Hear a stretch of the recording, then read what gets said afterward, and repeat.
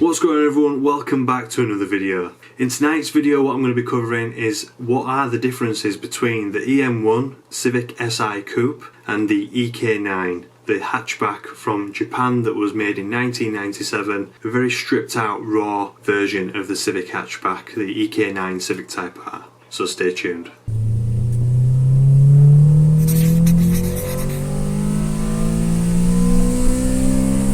So what are the differences between the EK9 and the EM1? The EM1 obviously, let's get the obvious out of the way first. The EM1's a coupe, the EK9's a hatchback. The hatchback had slightly different mirrors, it had different grille, you know, the bonnet had the badge in the centre, it had a slightly different, obviously a completely different rear end, slightly different wheels, but overall they are pretty much the same chassis. Except the EK9, which had a stitch welded, seam welded chassis. Now this was for structural rigidity and to aid the car in that rigidity, to make it faster, to make it more agile, to make it more limber if you like on track. From the ground up though, there are a lot of similarities. They even shared the same tyre size, a 195/55 R15. They had disc brakes all round, dual wishbone suspension, 26mm front roll bars, a 2.75 steering ratio lock to lock. But from that point, a lot changes. Let me go into that in a bit more detail. Now this video about what is the difference between the EM1 and the EK9 for me is not about the aesthetics, it's not about the Recaro seats, the Momo steering wheel, the red interior that the EK9 had over the EM1, or indeed all the luxurious items that the EM1 had, sunroof, you know, air conditioning as standard, all these things that the EK9,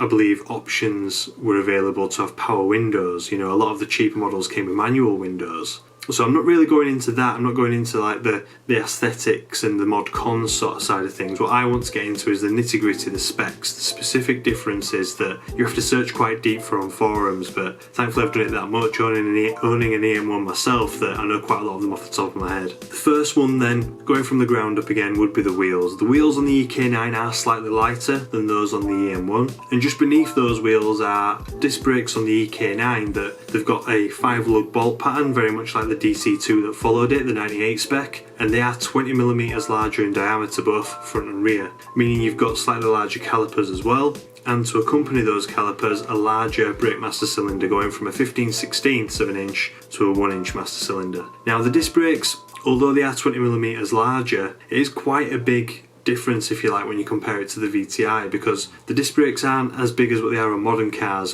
you know, on cars from that era. You're talking an increase on the front from 262mm to 282mm, and from 242mm to 262mm on the rear respectively. So there's a lot more braking force there on the EK9, a lot more mass, shall we say, to, you know, heat soak the brakes, so it's a lot more of a performance orientated car just from the brakes. Moving further in then to the chassis, the shock absorbers were upgraded, and we also had a stiffer spring rate both front and rear for the EK9 of 4.3 kg/mm on the front springs and 4.2 kg/mm on the rear springs. That's in comparison to the EM1, which had a 3.6mm per kilogram on the front and 1.8 kg/mm on the rear axle. A much stiffer setup then, and the front axle both had a 26mm roll bar to accompany those stiff suspension settings, but on the rear, again this is where the EK9 differs, it had a 22mm rear roll bar rather than, I believe it was a 14mm rear roll bar on the EM1. Now that's just information I've got online. I could go outside and measure it, but I really can't be bothered, and it's freezing. Literally it is freezing. It's 0 degrees C outside, probably -2 actually,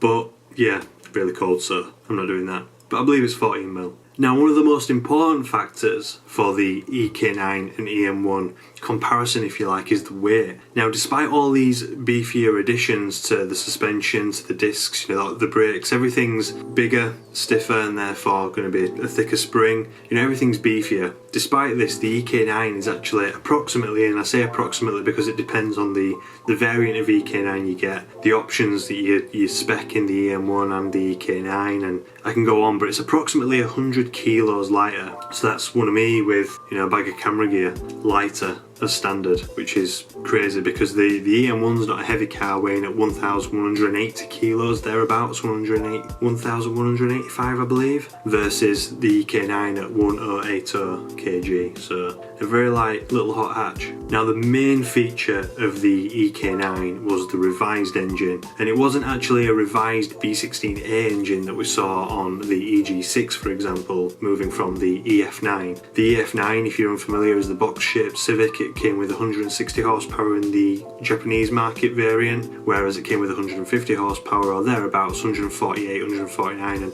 in the UK it came with 10 horsepower less effectively. It got bumped up slightly to 170 or 160 over here in the UK when you compare the Japanese and the UK market again for the EG6. Now the B16B in comparison to the B16A that was revised throughout both those models. The B16A was supplied in the United States, supplied in the UK, and they all remained the same at 160 PS or 158 horsepower, whereas the B16B actually isn't a B16 at all, and that's where it gets a little bit trippy.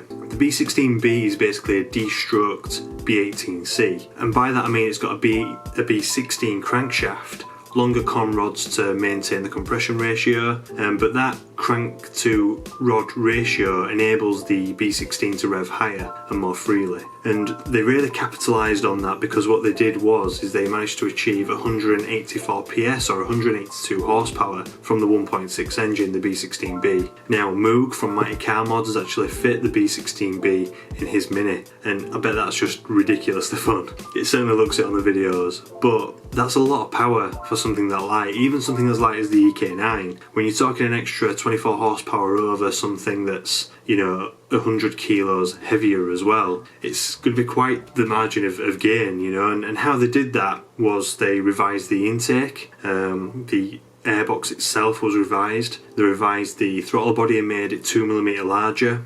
The intake manifold was revised slightly. The ports were slightly bored and ported slightly from the manufacturer standard, so it does have a slight porting job on the cylinder head. The compression ratio was raised from 10.4 to 10.8. We then the whole assembly was balanced further than what the normal B16A is. The exhaust manifold was also changed to a more efficient design, and the entire exhaust system was changed for one that was 1/4 inch larger. They went from a 2-inch to a 2.25 inch, if you like, or 2.25 inch. And they coupled all that with the more aggressive cams as well that are found in the DC2. Now, there is a lot of speculation as to whether or not it's the DC2 cams that are fitted in the EK9, but I believe they are the DC2 from the 98 spec that are fitted into the EK9, or should I say the B16B had revised camshafts over that of the 97 spec B18C, and then those cams transferred over into the DC2 Integra Type R. That's how I understand it. If you understand it slightly different, or if you have any, you know, further insight, then please let me know below, but that's how I understand it from the research that I did a long time ago. So all these small changes then are also met with a slightly lighter flywheel, going from 8.2 kilograms to 7 kilogram flywheel, and a limited slip diff gearbox. The gearbox ratios remain the exact same, however, and they don't change them from the B16A gearbox, they just add that limited slip differential. Whereas, as you'll know, in the 98 spec DC2, to give it that edge again over the EK9, because the EK9 was better than the 96 spec DC2 Integra Type R, they gave the 98 spec a shorter final drive ratio, or a higher number ratio, a 4.8 versus a 4.4 final drive ratio in the 98 spec DC2. So all these small tweaks, all these little things that they did to the engine just made it rev so much higher. I believe it goes over 9 grand in comparison to the rev limit on the B16A, which is 8,200.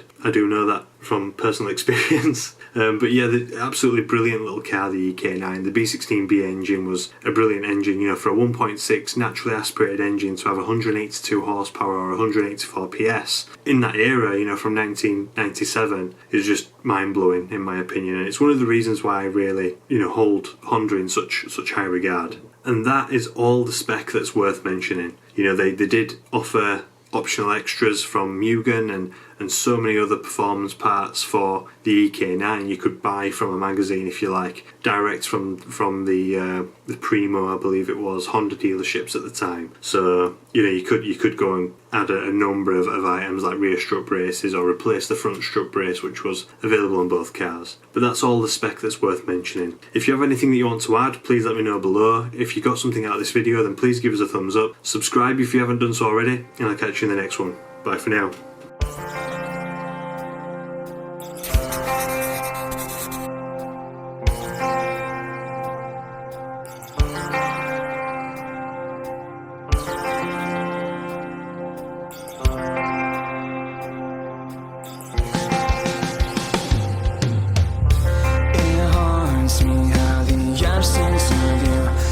EK9.